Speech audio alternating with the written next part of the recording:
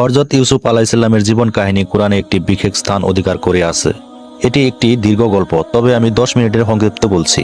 ইউসুফ নবী আলাইহিসসালামের জীবন ইসলামের অন্যতম সুন্দর ও শিক্ষণীয় গল্প।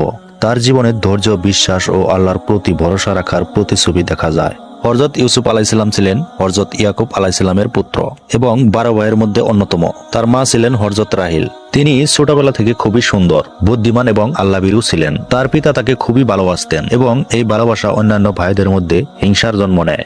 একদিন ইউসুফ আলাইহিসসালাম তার বাবা ইয়াকুব আলাইহিসসালামকে বলেন, তিনি স্বপ্নে দেখেছেন যে সূর্য, চাঁদ এবং 11টা তারা তার সামনে সেজদা করছে।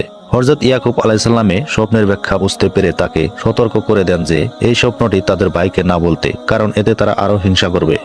ইউসুফ আলাইহিসসালামের ভাইয়েরা তাকে এতটাই ঘৃণা করে যে তাকে মেরে ফেলার পরিকল্পনা করে।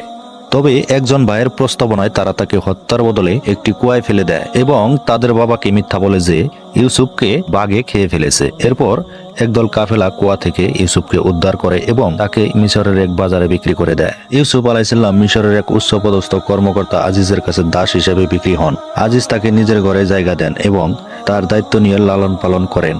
কিন্তু আজিজের স্ত্রী জুলেখা তার প্রতি আকৃষ্ট হন এবং তাকে ভুল পথে পরিচালিত করার চেষ্টা করেন। ইউসুফ আলাইহিসসালাম আল্লাহর উপর ভরসা করে সেই প্রস্তাব প্রত্যাখ্যান করে। ফলে জুলেখা মিথ্যা অভিযোগ এনে তাকে কারাগারে পাঠানোর ব্যবস্থা করেন।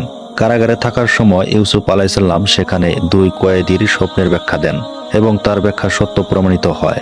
একদিন মিশরের রাজা একটি অদ্ভুত স্বপ্ন দেখেন যা কেউ ব্যাখ্যা দিতে পারেনি। তখন ইউসুফ আলাইহিসসালামের ব্যাখ্যা দেওয়ার ক্ষমতার কথা জানানো হয়। ইউসুফ আলাইহিসসালাম সেই স্বপ্নের ব্যাখ্যা করেন, মিশরে 7 বছর ভালো ফসল হবে, এরপর 7 বছর দুর্ভিক্ষ আসবে।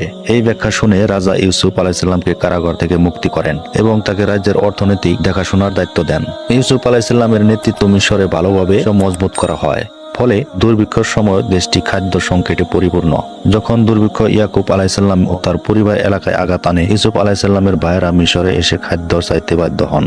তারা চিনতে না পেরে ইউসুফ আলাইহিসসালামের কাছে খাদ্য সংগ্রহ করে।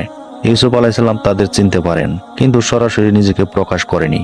এক পর্যায়ে তিনি কৌশলে তার ছোট ভাই বিন ইয়ামিনকে নিজের কাছে রেখে দেন এবং পরবর্তীতে নিজ পরিচয় প্রকাশ করেন।